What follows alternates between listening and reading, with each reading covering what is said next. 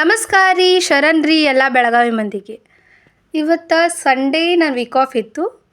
ಅದ್ರ ಸಲುವಾಗಿ ಎಲ್ಲರೂ ಹೋಗ್ಬೇಕಂತೇಳಿ ನಾನು ನನ್ನ ಫ್ರೆಂಡ್ಸ್ ಅದು ವಿಚಾರ ಮಾಡಿ ನಾವು ಹೊಂಟಿದ್ದ ಸವದತ್ತಿ ಯಲ್ಲಮ್ಮನ ಗುಡ್ಡಕ್ಕೆ ಫ್ರೀ ಬಸ್ಲೆ ಹೋದ್ವಿ. ಅರ್ಧ ತಾಸ್ದಾಗ ದರ್ಶನ ಸಿಕ್ಕಿತ್ತು ನಮಗೆ. ಅಷ್ಟು ರಶ್ ಅದು ಏನೂ ಇರಾಕಿಲ್ಲ.